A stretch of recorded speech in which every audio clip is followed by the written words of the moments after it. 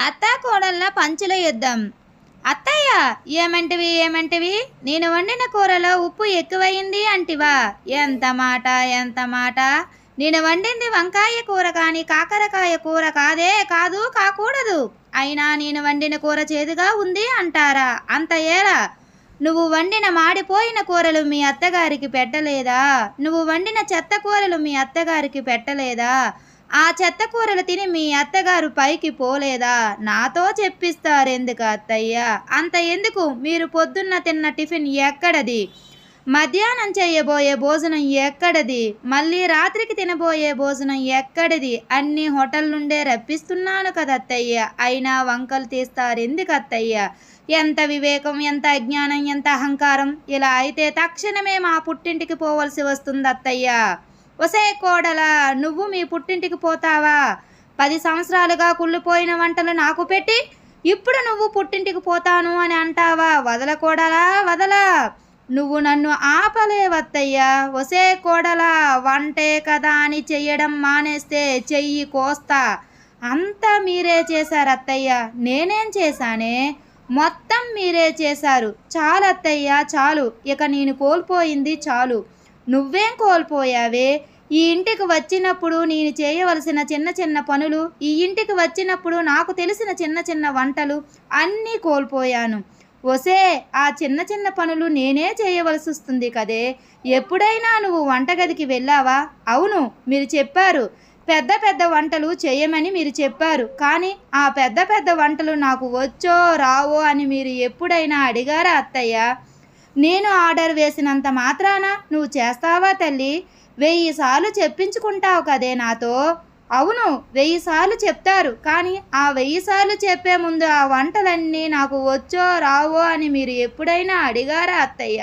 వండిన దానికన్నా ఎక్కువ తినే కెపాసిటీ మీకు ఉంది. కానీ ఆ వంట వండడం నా వల్ల కాదత్తయ్య. పోనీ ఎలా ఒకలాగా ఆ వంట వండుదామని వంటగదిలోనికి వెళ్తే అమ్మ పసువేయు, అమ్మ ఉప్పేయు, అమ్మ కారం వేయు అని పానకంలో పుడకలాగా నేను చేసిన వంట మీరే చేసేస్తే ముద్ద దిగడం లేదత్తయ్య, దిగడం లేదు. ఉడకని వంటలు చేస్తే ముద్ద ఎలా దిగుతుంటే పిచ్చి కోడల. అత్త కోడళ్ళ జగడం. కోడలి పిల్ల, ఓ కోడలి పిల్ల, ఎక్కడ చచ్చింది ఇది? ఎందుకు పిలిచారో చెప్పండి. ఎందుకే అంత కోపం? ఉదయం ఎక్కడెక్కడో కళ్ళజోడ పెట్టాను, నువ్వేమైనా చూసావా అని పిలిచాను. ఉయ్యాలలోని పిల్లని ఉంచుకొని ఇల్లంతా వెతికిందంట నీలాంటిదే. నీ నెత్తి మీద కళ్ళజోడు ఉంచుకొని నన్ను అడుగుతారేంటి? కళ్ళజోడు మీ నెత్తి మీద ఉంది, చూసుకోండి. చిరాకు పడింది చాలేమ్మా. ఏదో లవ్ మ్యారేజ్ కదా అని ఏమీ అనడం లేదు. ఈసారి పండక్కి మా అబ్బాయికి మీ అమ్మ వాళ్ళని BMW ఇవ్వమనమ్మా. పండక్కి బియ్యం డబ్బులు తీసుకోవడానికి మీ అబ్బాయి ఏమైనా ముష్టివాడు అనుకుంటున్నారా? వసే, నీ తెలివి సంతకెళ్ళా. నేను అన్నది బియ్యము డబ్బులు కాదే, BMW కారు ఇవ్వమని మీ అమ్మా నాన్నకి ఫోన్ చేయమ్మా. BMW కారు ఇచ్చేంత స్తోమత మా అమ్మ వాళ్ళకుంటే నేను మీ ఇంటికి కోడలుగా వచ్చేదాన్ని కాదు, ఏ అంబానీ ఇంటికి కోడలుగా వెళ్ళేదాన్ని కదా. వచ్చిందమ్మా ఇంగ్లాండ్ దొరసాని.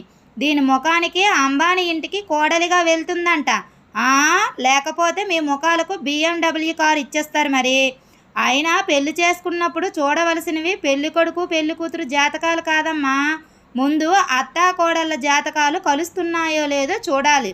అవును మరి, సూర్యకాంతం లాంటి అత్త దొరకాలి అని మేం మాత్రం ఎదురు చూస్తూ ఉంటాం. ఇద్దరు ఫ్రెండ్స్ మధ్య సంభాషణ.